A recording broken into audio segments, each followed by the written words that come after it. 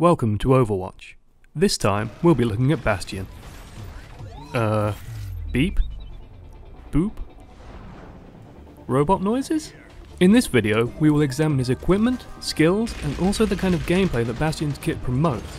We'll spend a moment on the kind of things you'll want to be thinking about as Bastion, as well as what you might want to do against a Bastion.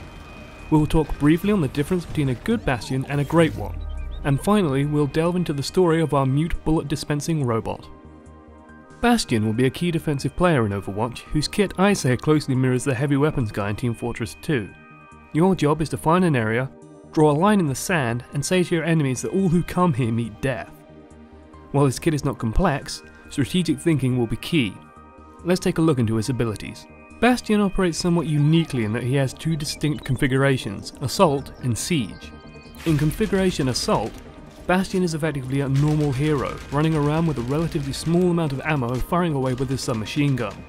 Similar to Widowmaker, this is not an effective method of play and should only be used while getting into position or as a last resort. Bastion's true strength comes from Configuration Siege.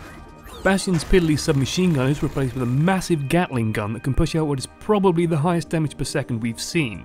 To help him survive, Bastion also gains a 1000 hit point shield in front of him. Meeting Bastion head on in this state is not going to work out well for most teams. Bastion's shift key allows him to reconfigure at will. There's no cooldown between moving in and out of siege mode. However, do keep in mind that changing forms does take a few seconds. The last of Bastion's normal abilities is self-repair. Bastion becomes unable to attack for a few moments while restoring health, a process which takes roughly 4 or 5 seconds. Bastion can self-repair in either form, but I can find no good source that confirms or denies whether his frontal shield drops while doing this. Expect an annotation to confirm or deny this if someone does inform me. Bastion's ultimate ability is the remote mine. Once activated, the player gains control of a tiny tracked mine that can then deploy at a location. Once deployed, the mine will activate when anyone enters range, filling the surrounding area with bullets. Placing this in choke points or even sending it into a packed room where people are fighting and deploying it are both incredibly effective strategies. The crux of all Bastion play is in his siege mode. You are effectively a turret, holding down an area, but you have some weaknesses. First, Bastion can only fire in about a 180-degree arc, meaning you cannot face behind you. If someone does get behind you, your only options are to reconfigure and hope you aren't already dead, or hope your teammates can handle it. Considering the two characters best suited to doing this are Tracer via Blink, or Reaper who can either Shadow Step or Wraith Form right past you, and both these characters deal a lot of damage very quickly, reconfigure does not seem a viable option. Overwatch, however, is a team game. Accounts from BlizzCon seem to put Bastion as overpowered, although take this with a pinch of salt. Defensive characters tend to require a little strategy to counter, and most simple, direct approaches, the ones that people attempt when they're new, won't work. That said, internet superstar Jesse Cox, who played a great deal of Overwatch at BlizzCon, has stated confidently that a 5 Bastion strategy with Reinhardt in support is hilariously broken. It's difficult to beat a Bastion who's also covered by another Bastion, who's then covered by another Bastion, with another Bastion covering all of that. Still, maybe the attackers just needed 1 or 2 more effective Reapers to solve the problem, or a patient Zenyatta who activates his ultimate and makes everyone immortal. If you're interested in playing Bastion, you should think strategically. Find the most important choke point and make it yours. You are the immovable object for your team, and they will rely on you to be a strong line in the sand, so make sure you're covering important objectives or pathways with high traffic. You should also consider Bastion if you enjoy managing health and careful timing of abilities. Self-repair is very powerful, as it can erase all the hard work the enemy team has done trying to whittle you down. Picking when you self-repair will be important, especially if your team isn't running many supports who can heal you. Last thing you want is for the enemy to charge while you're busy patching yourself up. And finally, you like being pure mechanized death.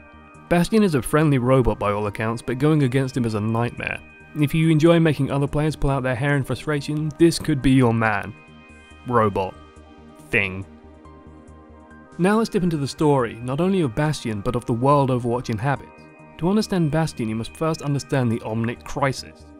During the Omnic Crisis, sentient robots effectively turned against humanity and began a brutal rebellion. It was during this crisis that Overwatch was formed to counter the threat, and a large part of that threat was the SST Laboratory Siege Automatons, the Bastion line of robots. He was literally one amongst many, a bot after my own heart. Originally made for peacekeeping efforts, the Bastion line became the core soldier of the Olnic army. One such Bastion unit sustained severe damage during battle and retreated into seclusion. Shutting itself down, nature steadily reclaimed the damaged robot until many years later it reawoke. Due to a mixture of damage and time, its combat programming was largely lost, replaced by a burning curiosity about the natural world and its inhabitants. The now quote-unquote peaceful Bastion set out into the world to learn, grow, and understand life and all things within it. Until threatened when he deploys his gigantic minigun and turns life into little more than a red mist. Still, we all have our cranky moods, I'm sure. In terms of relationships, we really don't have anything to go off.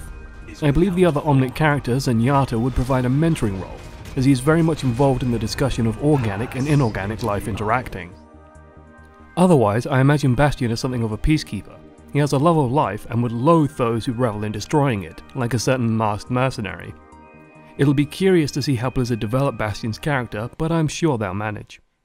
Speaking of people who love life, next time we'll be looking at Miss Angela Ziegler, also known as Mercy, the game's core healer. Thanks for watching to the end. I am but one channel amongst many, and I hope you learned a little about Bastion. If you liked it, do me a favour and hit like. If you want more delivered straight to you, hit subscribe. I know it sucks to get begged at, but it does help. And a special thanks to those of you who have been commenting and saying kind things. Toodles.